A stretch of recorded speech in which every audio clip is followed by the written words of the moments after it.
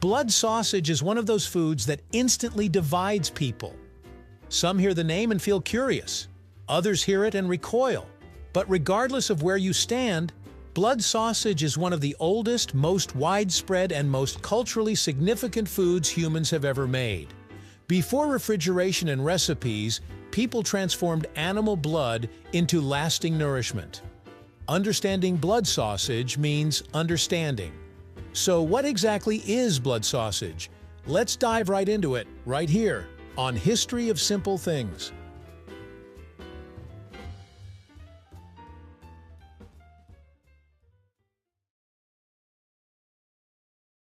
At its core, blood sausage is exactly what it sounds like.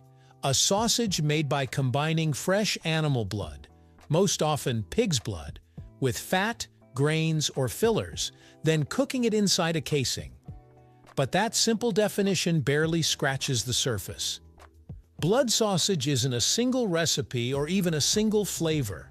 It's a whole family of foods, reinvented independently by cultures across the world, each shaped by local ingredients, beliefs, and survival needs.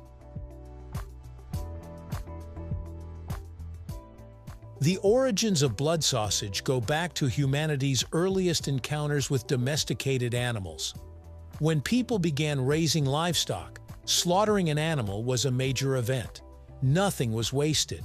Meat was eaten fresh or preserved, bones were turned into tools or broth, organs were prized, and blood, rich in protein, iron, and calories, was too valuable to discard. Blood spoils quickly, so cooking it with fat, grains, and salt wasn't clever. It was necessary. Blood sausage was born from survival, not indulgence. Ancient civilizations were already familiar with blood-based foods. The earliest known written reference appears in Homer's Odyssey, where a blood-filled stomach is roasted over a fire. The Romans refined blood sausages further, seasoning them with pine nuts, spices, and wine. As blood sausage spread, it took on distinct regional identities. In Britain and Ireland, it became black pudding, while Spain's morcilla, France's boudin noir, and Germany's blutwurst reflected local grains, spices, and tastes. Beyond Europe, similar traditions appeared. Korea's sundae mixes blood with noodles or rice. China used it to stretch protein. The Philippines made stews like dinuguan. And across Africa and Latin America, blood-based dishes arose wherever livestock couldn't go to waste. One reason blood sausage survived across so many cultures is its nutritional value. Blood is packed with iron, which made it especially valuable in pre-modern diets where anemia was common.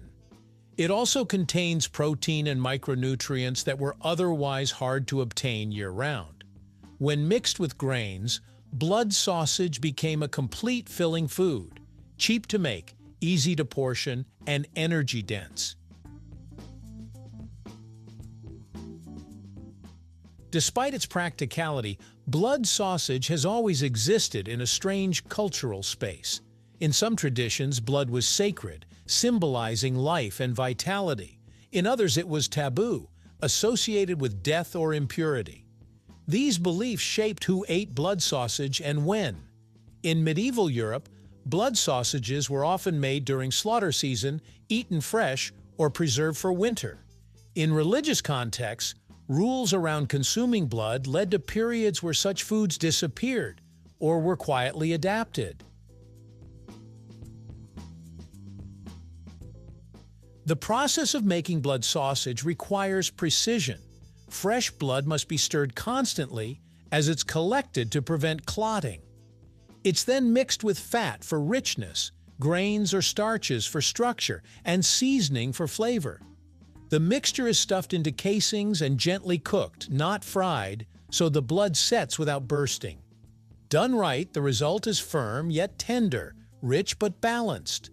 Done wrong, it can become grainy, metallic, or crumbly.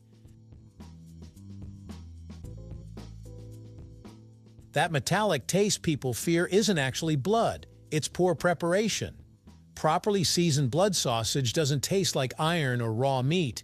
It tastes savory, earthy, and deeply umami.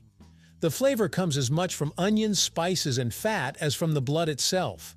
When paired well, crispy on the outside, soft inside, served with acidity like apples, vinegar, or mustard, it can be unexpectedly elegant. In modern times, blood sausage's reputation has suffered, especially in industrialized countries. As food production became distant and sanitized, people grew uncomfortable with reminders of where meat comes from. Blood sausage, with its honest name and visible ingredients, became an easy target. It was labeled gross, primitive, or peasant food, even as highly processed meats filled supermarket shelves.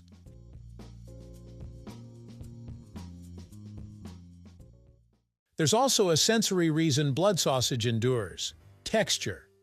Few foods offer the same contrast between crisp exterior and creamy interior. Few sausages carry such depth without relying on heavy spices or smoke. Blood sausage doesn't shout. It's quiet, dense, and grounding, food that feels ancient because it is. Blood sausage also tells a social story.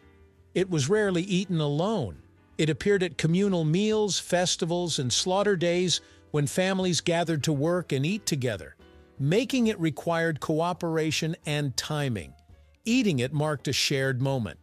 In that sense, blood sausage isn't just food, it's a ritual preserved in edible form.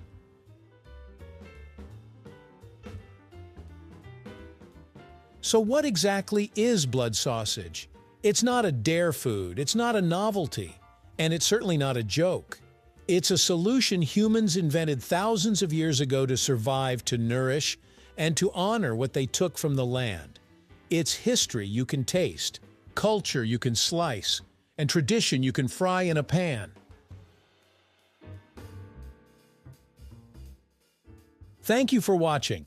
If you have suggestions for our next video, feel free to share them in the comments below. We'll be sure to give you an acknowledgement for your contribution.